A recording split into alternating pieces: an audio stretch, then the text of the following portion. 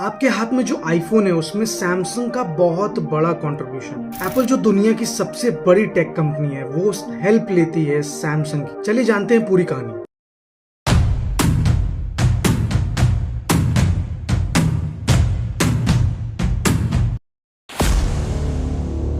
Apple और Samsung ये दोनों नाम सुनते ही पहली बात जो दिमाग में आती है वो है competition, court cases, patent fights और मार्केट वॉर्स।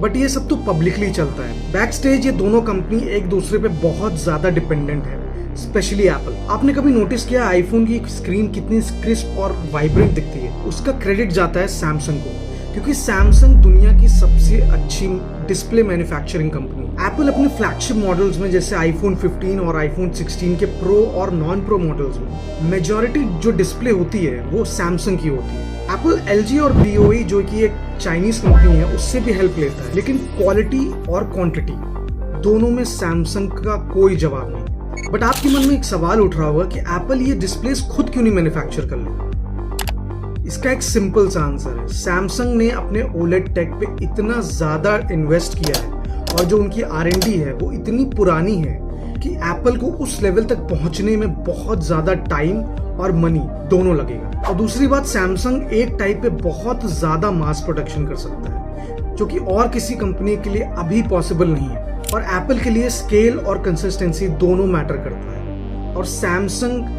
के अलावा वो किसी पर रिलाई नहीं कर सकता। और ये सिर्फ डिस्प्ले तक लिमिटेड नहीं है, एप्पल पहले सैमसंग से मेमोरी चिप्स भी लेता था जैसे कि NAND फ्लैश और DRAM। मतलब एप्पल के प्रोडक्ट्स में सैमसंग का हार्डवेयर। एक तरफ कोर्ट केसेस हैं और एक तरफ करोड़ की डील। यही है असली बिजनेस। मार्केट में ये दोनों एक दूसरे के सबसे बड़े कॉम्पिटिटर हैं। बट जब बात आए बिजनेस की, एप्पल को सैमसंग पे रिलाई करना पड़ता है। एप्पल ने कई बार ट्राई किया है कि वो सैमसंग पे अपनी डिपेंडेंस कम करे।